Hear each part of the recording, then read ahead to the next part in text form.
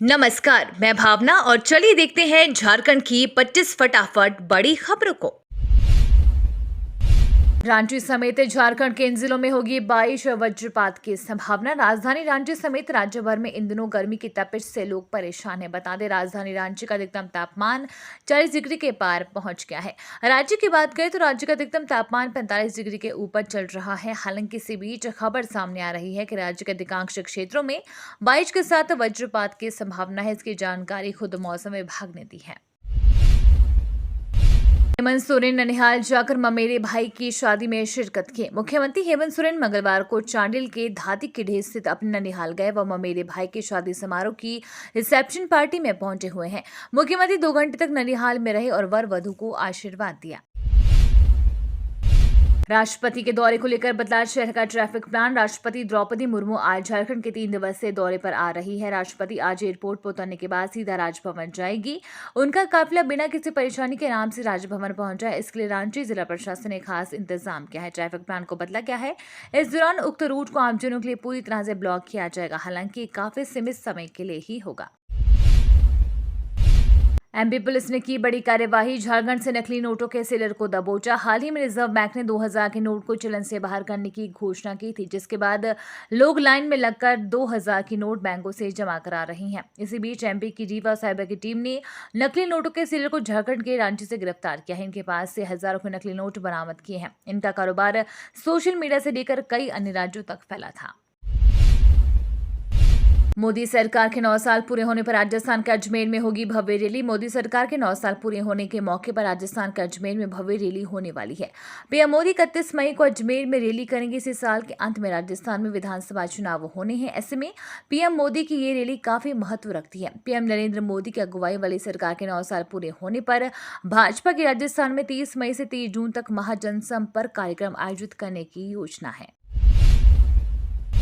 Jharkhand board 10वीं में 95.38% बच्चे पास, 63.23% को फर्स्ट डिवीजन। झारखंड बोर्ड से मैट्रिक व इंटर साइंस की परीक्षा देने वाले करीब 5 लाख स्टूडेंट्स के लिए खुशखबरी है। झारखंड एकेडमिक काउंसिल ने मंगलवार को 10वीं और इंटर साइंस का रिजल्ट जारी कर दिया है। शिक्षा विभाग के सचिव के रवि कुमार ने लैपटॉप का बटन दबाकर मैट्रिक और इंटर साइंस का रिजल्ट जारी किया। इसके साथ ही रिजल्ट का लिंक एक्टिवेट हो गया। रिजल्ट जारी करने के अवसर पर जैक के चेयरमैन डॉक्टर अनिल कुमार महतो भी मौजूद थे। शिक्षकों को ग्रेड 3 में 14 साल बाद प्रोन्नति देने की कवायद शुरू। जिले के प्राथमिक शिक्षकों के लिए अच्छी खबर है। वर्ष 2009 के बाद से अब ग्रेड 3 में शिक्षकों को प्रोन्नति मिलेगी। झारखंड प्राथमिक शिक्षक संघ धनबाद के प्रतिनिधि मंडल ने DASE भूतनाथ हजवार से मिलकर शिक्षक समस्याओं पर वार्ता की। संख्याओं से उठाए गए मामले के बाद शिक्षकों को ग्रेड 3 में प्रमोशन की मांग को मानते हुए DASE ने इस संबंध में आदेश जारी कर दिया। भीषण गर्मी से तपते झारखंड में बिजली संकट, 10 घंटे तक कटौती। तपती गर्मी के बीच झारखंड में गंभीर बिजली संकट खड़ा हो गया है। इसके चलते लोग हलकान हैं। हाल ही में एक तरफ राज्य में बिजली की मांग 2900 मेगावाट पर पहुंच गई है, वहीं नीलामी से खरीदी जा रही बिजली का बकाया 45 करोड़ नहीं देने पर JBVNL को इंडियन एनर्जी एक्सचेंज से अतिरिक्त बिजली मिलनी बंद हो गई है। इसके चलते शहरी इलाकों में 10 व गाँव में 12 घंटे बिजली की कटौती हो रही है। औद्योगिक क्षेत्र में यह आंकड़ा 7 घंटे का है। रियल एस्टेट में कालाधन लगाने पर लगेगी रोक, कैश लेन देन की जांच करेगा रेरा। झारखंड में रियल एस्टेट के धंधे में कालाधन के इस्तेमाल पर लगाम लगाने की तैयारी कर ली गई है। बहुमंजिली इमारतों पर फ्लैटों या दुकानों की खरीद बिक्री में इस्तेमाल की जाने वाली नकद राशि की जांच रियल एस्टेट रेगुलेटरी अथॉरिटी करेगा। कालाधन इस्तेमाल होने की आशंका या पुष्टि होने पर रेरा ED व इनकम टैक्स जैसी जांच एजेंसियों को सूचित करेगा। सिडनी के कार्यक्रम में प्रधानमंत्री नरेंद्र मोदी को ऑस्ट्रेलियाई पीएम ने बॉस करा दिया। भारतीय मूल के लोगों को संबोधित करने के कार्यक्रम में ऑस्ट्रेलिया के पीएम एंथनी अल्बानीज ने पीएम मोदी की जमकर तारीफ की। उन्होंने कहा कि पीएम मोदी बॉस हैं। पीएम मोदी का स्वागत करना सौभाग्य की बात है। उन्होंने कहा कि ऑस्ट्रेलिया में प्रधानमंत्री मोदी का स्वागत करते हुए मुझे बहुत खुशी हो रही है। प्रधानमंत्री के रूप में मेरा पहला साल है, जिसे आज मैं मना रहा हूँ। राष्ट्रपति के कार्यक्रमों में बिजली न कटे, इसके लिए 6 इंजीनियरों की तैनाती। राष्ट्रपति द्रौपदी मुर्मू का 2 दिवसीय दौरे के दौरान निर्बाध बिजली आपूर्ति सुनिश्चित करने के लिए 6 इंजीनियरों की प्रतिनियुक्ति की गई है। ये इंजीनियर राष्ट्रपति के दौरे के दौरान, कार्यक्रम स्थल राजभवन में ठहरने के दौरान विभिन्न स्थानों पर निर्बाध एवं सुरक्षित बिजली सुनिश्चित कराने का काम करेंगे। ये प्रतिनियुक्ति आदेश मुख्य अभियंता सह मुख्य विद्युत निरीक्षक ऊर्जा विभाग द्वारा किया गया है। 7 जून को कोलकाता से उड़ान भरेंगे गौडा के 111 हज यात्री। गौडा जिला के 111 हज यात्री आगामी 7 जून को हज के लिए उड़ान भरेंगे। इसकी जानकारी देते हुए राज्य हज समिति के समन्वयक सह जिला हज कमेटी के अध्यक्ष हाजी इकराउल हसन आलम ने बताया कि सभी यात्री नेताजी सुभाष चंद्र बोस इंटरनेशनल एयरपोर्ट कोलकाता से एक ही दिन एक साथ मदीना के लिए उड़ान भरेंगे। 2023-24 के लिए झारखंड विधानसभा की 24 समितियों का गठन। झारखंड विधानसभा के अध्यक्ष रविंद्रनाथ महतो ने 2023-24 के लिए झारखंड विधानसभा में 24 समितियों का गठन किया है। इससे संबंधित अधिसूचना विधानसभा सचिवालय की ओर से जारी कर दी गई है। सभी समितियों के सभापतियों के नाम की भी घोषणा कर दी गई है। इन सभी समितियों का कार्यकाल 1 साल का होगा। प्रभु जगन्नाथ की रथ यात्रा पर 70,000 होंगे खर्च करेगी झारखंड सरकार। झारखंड के खड़सावा प्रखंड सभागार में प्रभु जगन्नाथ की रथ यात्रा समेत विभिन्न धार्मिक अनुष्ठानों के आयोजन को लेकर सोमवार को बैठक हुई। बैठक में सभी धार्मिक अनुष्ठानों का आयोजन पूरे विधि विधान के साथ करने का निर्णय लिया गया। बताया गया कि इस वर्ष पूजा मद पर 15.80 लाख रुपए का आवंटन मिला है। ये राशि 10 अलग अलग पूजा व धार्मिक अनुष्ठानों के साथ साथ अन्य मदों पर खर्च की जाएगी।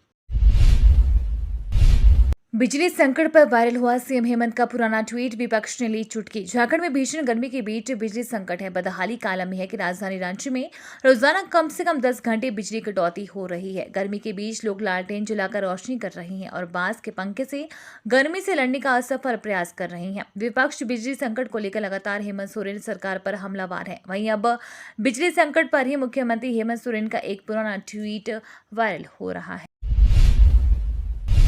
शादी के 7 साल तक निसंतान महिला ने एक साथ 5 बच्चियों को दिया जन्म। झारखंड के चतरा के रहने वाले एक दंपति को शादी के 7 साल बीतने के बाद भी कोई संतान नहीं थी, लेकिन जब विवाहिता मां बनी तो ईश्वर ने जमकर रहमत लुटाई। चतरा की अनीता ने एक साथ 5 बच्चियों को जन्म दिया है। दिलचस्प बात यह है कि डिलीवरी के बाद जच्चा और बच्चा पूरी तरह से सुरक्षित है। अनीता ने रिम्स में 5 बच्चों को जन्म दिया। गौरतलब है कि अनीता ने इन बच्चों को ओव्यूलेशन इंडक्शन के जरिए जन्म दिया है।